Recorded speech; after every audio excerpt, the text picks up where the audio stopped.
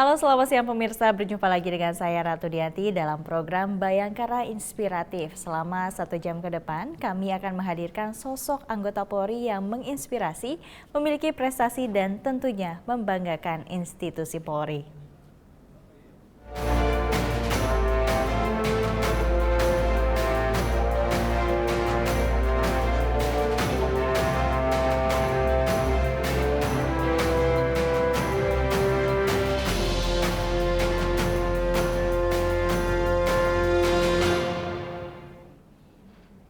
Berawal dari sambang dan ngopi bersama warga, Aibda Jasman Tristanto, Kanit Bintipsos Satbinmas Polres Merauke Polda Papua, menginisiasi peningkatan ekonomi warga lewat penanaman kopi Robusta. Tidak hanya mengedukasi penanaman kopi, Aibda Jasman turun langsung dalam memasarkan kopi Robusta di wilayah Indonesia dan berbagai mancanegara. Nama saya Jasman Tristanto, saya berdinas sehari-hari di Polres Merauke sebagai PS Kanit Bimas pada Polres Merauke.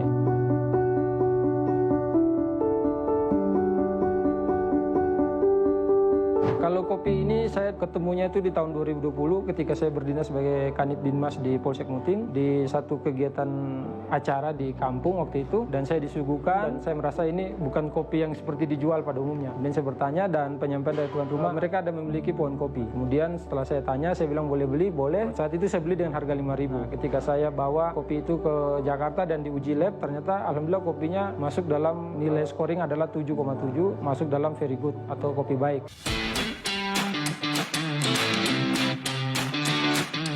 Saya pulang, kemudian saya coba untuk mencari titik-titik di mana yang ada petani kopi di kampung itu. Memang dulu di tahun 90 mereka tanam kopi, namun karena tidak laku, kopi itu ditebang habis. Sehingga yang saya dapatkan saat itu di tahun itu hanya sekitar 300 pohon kopi. Nah, alhamdulillah di tahun 2021 saya bergerak bersama masyarakat dan juga pemerintah sudah membuka lahan. Kita sudah ada sekitar 20 hektar yang ditanami kopi saat ini. Untuk yang kami bina saat ini ada 4 kelompok petani, di mana satu kelompoknya itu terdiri 25 orang. Jadi saat ini ada 200 petani. Plus kami kemarin baru bentuk 2 kelompok petani OAP, orang asli Papua yang berada di Kampung Muting. Filosofinya adalah kopi pertama disinari mentari pagi Indonesia. Untuk nama brand kopinya sendiri RKD Kopi Merauke. Instagramnya teman-teman RKD_Kopi Merauke. Jangan bilang penikmat kopi kalau belum pernah minum RKD Kopi, adalah kopi pertama yang disinari mentari pagi Indonesia.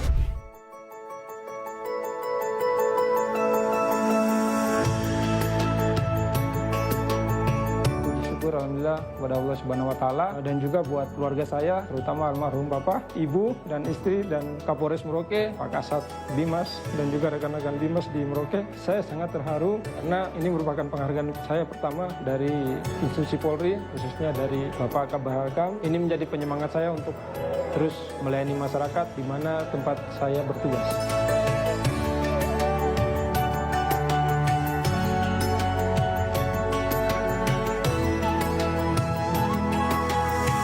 Biasa sekali, ini dalam sejarah kami berdinas di Polri, baru ada Jenderal Bintang 3 yang sampai ke Wamena. Beliau benar-benar datang langsung melihat para Babin Kaptipmas yang berdinas di Polda Papua ini. Kalau tadi yang saya melihat, beliau sangat membaur dengan kami karena di awal beliau sudah sampaikan, silakan kalian mau curhat, mau marah saya pun silakan. Kalian jangan lihat pangkat saya, kita di sini adalah satu Polri yang tugasnya adalah melayani masyarakat. Nah, itu satu poin penting buat kami sehingga kami dapat mengeluarkan apa yang menjadi isi hati kami. Ini yang menjadi satu kelebihan dari beliau yang membuat kami merasa beliau hadir bukan sebagai seorang jenderal tapi sebagai seorang teman, sebagai seorang bapak, dan juga sebagai seorang yang mengayomi kami sebagai anak buahnya di Papua. Satu kalimat buat Pak Kabar Hakam, terbaik, keren, dan insya Allah bisa menjadi agen perubahan untuk Polri. Sukses, bravo! Untuk mengetahui bagaimana Aibda Jasman Tristanto menginisiasi peningkatan ekonomi warga melalui penanaman kopi Robusta, kali ini kita sudah terhubung dengan Aibda Jasman. Selamat siang Pak Jasman, salam presisi. Selamat siang, salam presisi, dan terimalah salam persaudaraan dari Timur Indonesia, Isakot BK, Isakot KAI, satu hati dan satu tujuan. Baik, terima kasih Pak Jasman. Pak Jasman, untuk pertanyaan pertama ini sebetulnya apa yang melatar belakangi Anda dalam menginisiasi peningkatan ekonomi warga lewat penanaman kopi Robusta? Pak Jasman, silakan. Yang menginisiasi kami karena pada saat kami bertugas di sana itu sementara kita dilanda dengan situasi COVID saat itu, sehingga eh, saya berpikir bagaimana untuk masyarakat di sana bisa mendapatkan peningkatan daripada hasil ekonominya di daerah. Dan ketika saya melaksanakan sambang, disitulah saya melihat potensi dan saya mencoba untuk bagaimana menggali dan mengangkat sehingga eh, bisa membantu masyarakat di tempat wilayah kami berdinas.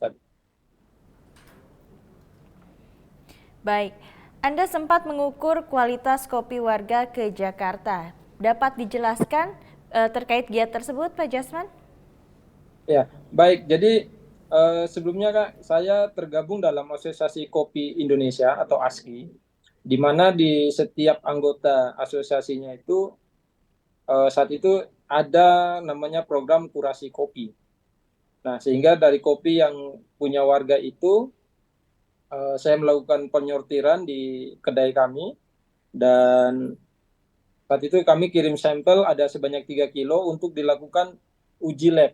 Kebetulan diuji di Jakarta di Laboratorium Coffee Ketgil di Jakarta. Sehingga hasilnya pun keluar dengan nilai scoring 7,1 dalam kategori adalah very good atau kopi baik, bagus bisa digunakan.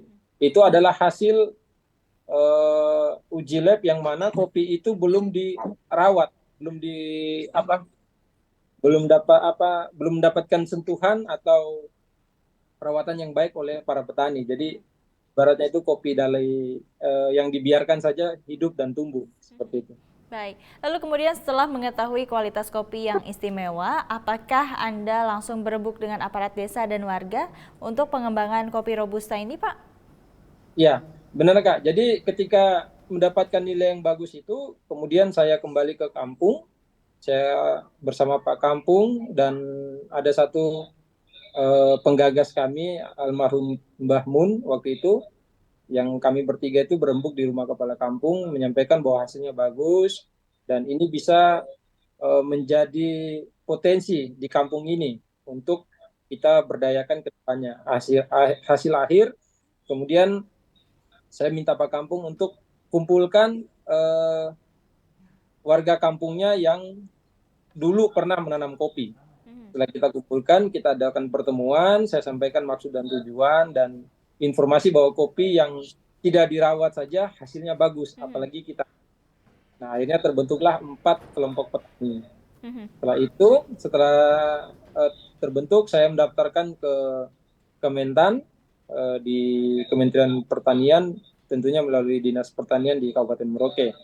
Setelah terdaftar, terregistrasi di gabungan kelompok tani, kemudian langkah yang saya lakukan adalah memberikan bantuan polybag atau koker untuk penanaman benih kopi. Saat itu kebetulan yang kami siapkan saat itu 200 polybag dan dibantu dari Pak Kampung ada sekitar 500 polybag dan dilakukan penanaman benih kopi kembali. Dan alhamdulillah setelah 6 bulan kita lakukan pembagian ke masyarakat untuk mulai kita menanam kopi kembali.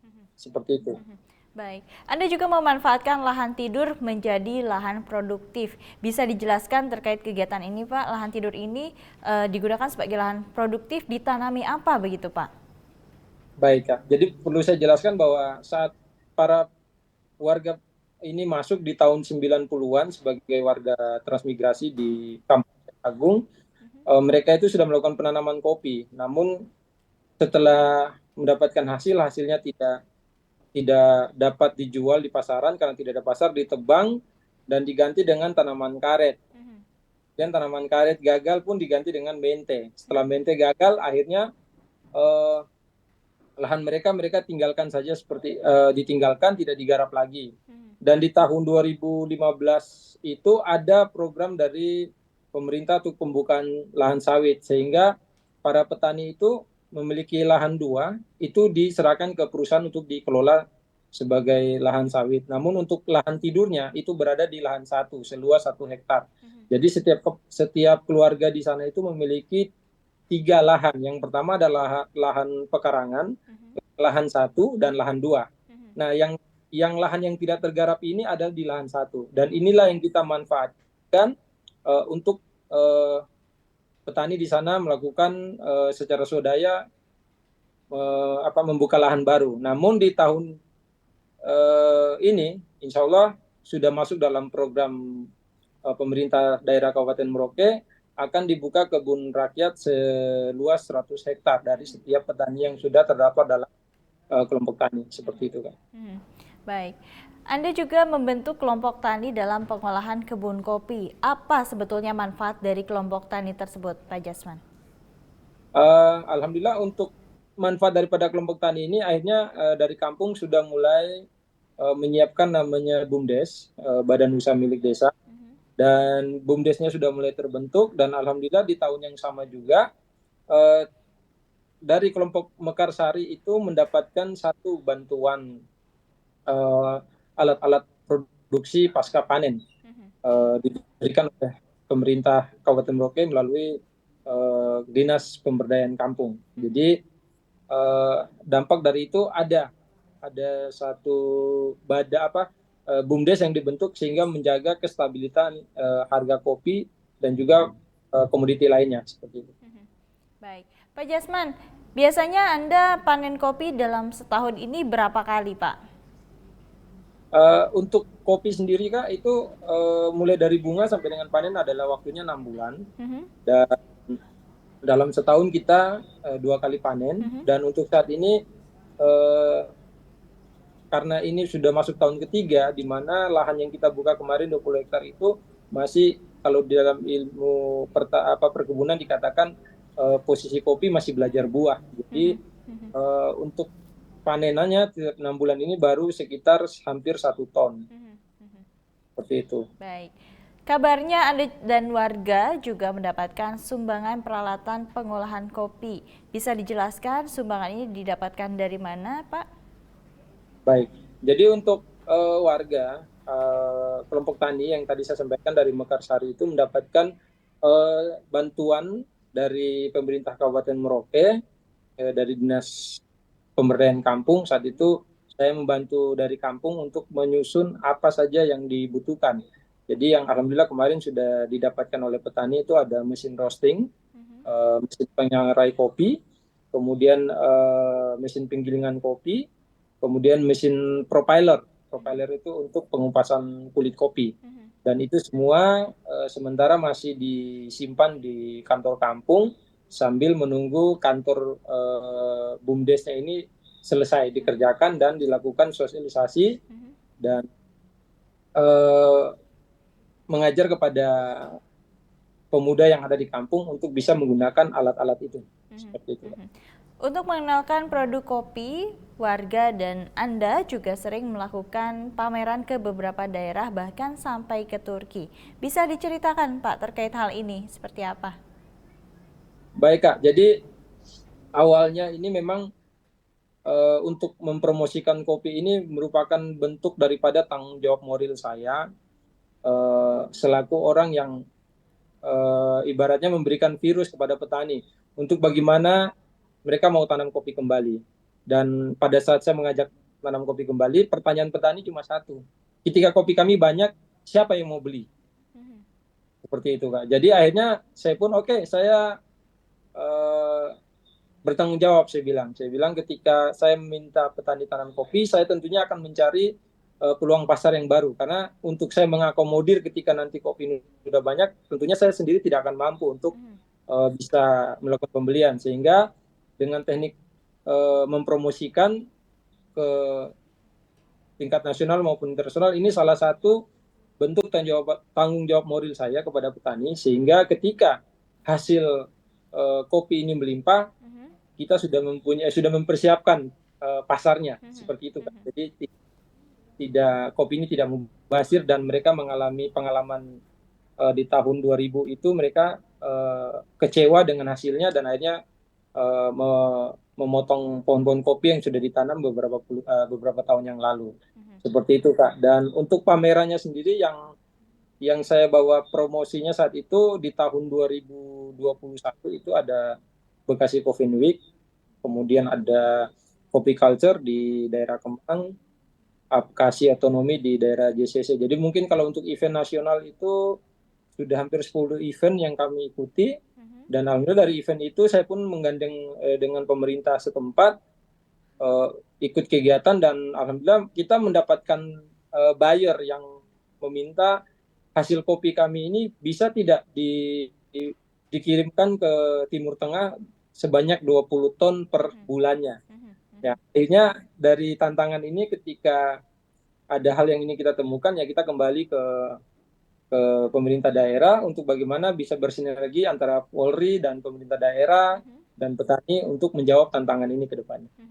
Baik, Pak Jasman, Anda memberikan merek RKD Coffee. Apa sebetulnya arti merek tersebut, Pak? Dan mengapa kemasan menjadi salah satu hal yang penting dalam memasarkan kopi warga? Ya, tentunya Kak, karena kebetulan saya memiliki warung kopi, di mana awalnya dulu saya hanya mengembangkan atau mengambil kopi itu dari daerah Sulawesi, yaitu kopi Robusta Toraja. Nah, di tahun 2020 itu saya ketika mendapatkan kopi ini, saya berpikir kenapa saya tidak mengangkat potensi di daerah saya sendiri.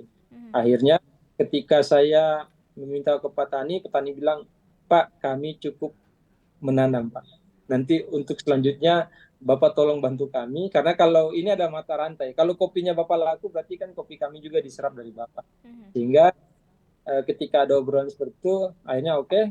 Kebetulan saat itu memang saya juga sudah memiliki izin usaha, sehingga saya daftarkan ke hak paten, kemudian mengurus izin produksinya, kemudian dengan nama RKD Coffee Merauke ini adalah singkatan R, di mana R itu adalah rumah kopi. Jadi rumah kopi untuk orang Merauke, artinya rumah kopi untuk menampung daripada hasil di Kabupaten Merauke. Dan D-nya itu adalah The Warung, karena memang konsep warung saya ini ada jualan kopi dan juga ada makanan sehari-hari yang dikatakan warung. Jadi gabungannya rumah kopi The Warung, tapi saya singkat dengan KD Kopi.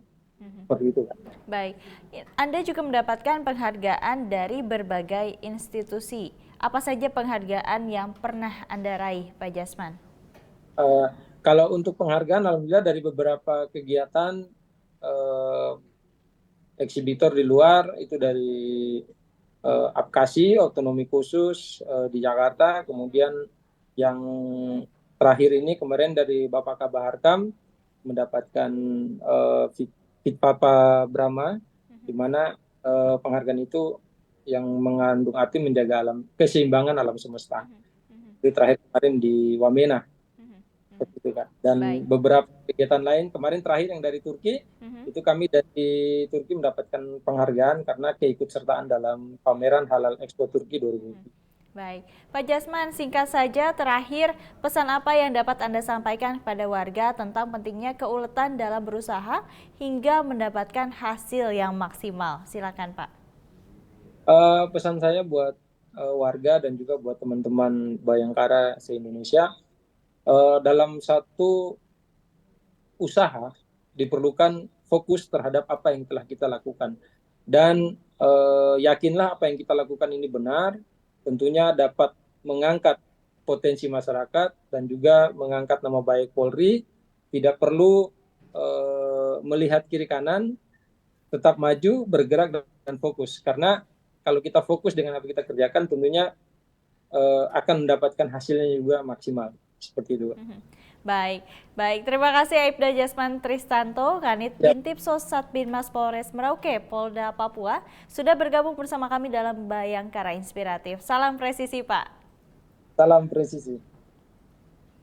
Selanjutnya, Ibda Andi Widianto, perwira pertama Polda Sumatera Selatan, mendirikan rumah pondok tahfiz Baina untuk meningkatkan pemahaman religi kepada anak-anak.